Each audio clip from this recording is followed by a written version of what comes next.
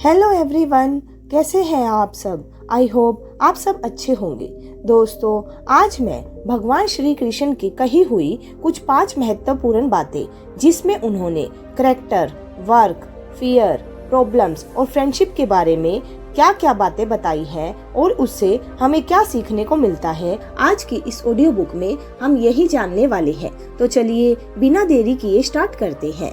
Number 1, importance of good character. संतानों की भविष्य को सुख से भरने का प्रयत्न करना यही हर माँ पिता का प्रथम कर्तव्य है, जिन्हें आपने इस संसार में लाए हैं और जिनके कर्मों से ये जगत आपका भी परिचय पाएगा भविष्य में।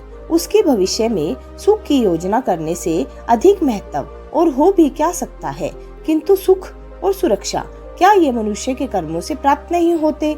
माता पिता के दिए हुए अच्छे या बुरे संस्कार, उनकी दी हुई योग्य अथवा अयोग्य शिक्षा, क्या आज के सारे कर्मों का मोल नहीं? संस्कार और शिक्षा से बनता है मनुष्य का भविष्य। अर्थात माता पिता अपनी संतानों का जैसा चरित्र बनाते हैं वैसा ही बनता है उनका भविष्य।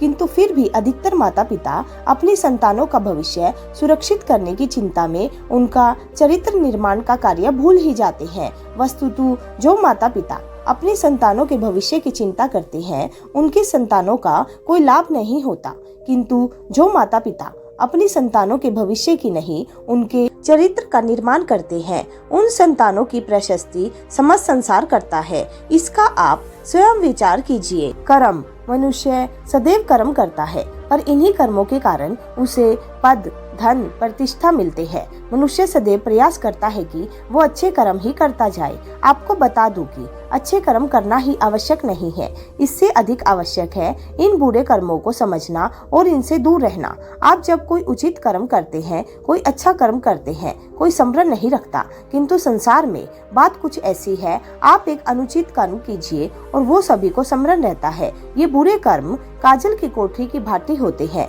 आप कितना भी प्रयास कर लो, बच बच के भीतर निकल जाने का ये कालिक कहीं न कहीं लग ही जाती है। इसलिए जीवन में आप अच्छे कर्म अवश्य करें, किंतु उससे अधिक महत्वपूर्ण है इन बुरे कर्मों से दूरी बनाए रखना।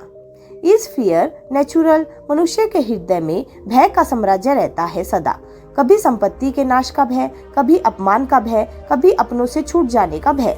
इसलिए भय का होना सबको स्वाभाविक ही लगता है। क्या कभी विचार किया है आपने कि जो स्थिति अथवा वस्तु भय को जन्म देती है, क्या वही से वास्तव में दुख आता है? नहीं, ऐसा तो कोई नियम नहीं है और सबका अनुभव तो ये बताता है कि भय धारण करने से भविष्य के दुख का निवारण नहीं होता। भय केवल आने वाले दुख की कल्पना मात्र ही है, वास्तविकता से इसका कोई संबंध नहीं है। तो क्या ये जानते हुए भी कि भय कुछ और नहीं, केवल कल्पना मात्र ही है, इससे मुक्त होकर निर्भय बन पाना क्या बहुत कठिन है? अवश्य विचार कीजिए।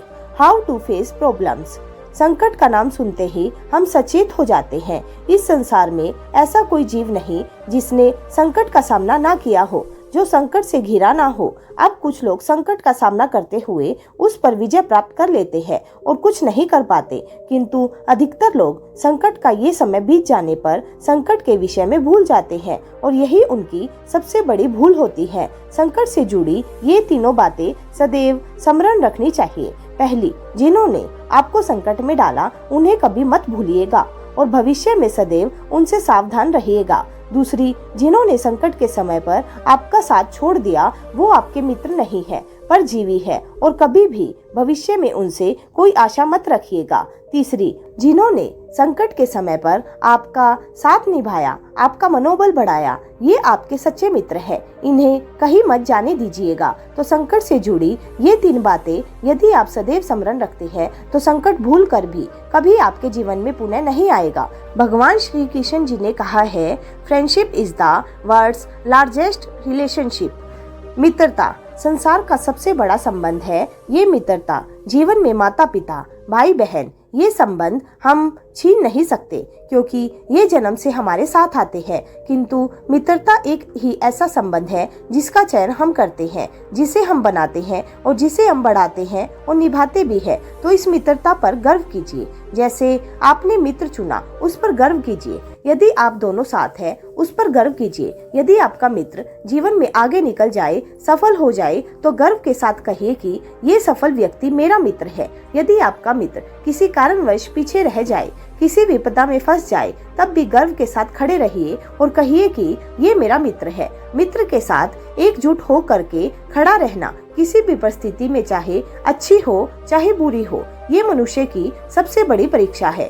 और जो इस परीक्षा में उत्तीर्ण हुआ, समझ लीजिए ये विपदा उनकी जीवन में कहीं आ ही नहीं सकती है, ना उसके ना कभी उस मित्र के। तो दोस्तों, आज की ये ऑडियो बुक आपको कैसी लगी, आप हमें कमेंट करके जरूर बताइएगा और अपने सभी दोस्तों के साथ भी शेयर कीजिएगा। आपने हमारा चैनल सब्सक्राइब नहीं किया है तो प्लीज उसको सब्सक्राइब भी कीजिएगा और बेल आइकन को दबाना मत भूलिएगा, ताकि आने वाले वीडियो के नए नोटिफिकेशन आपके पास जल्द से जल्द आ सके।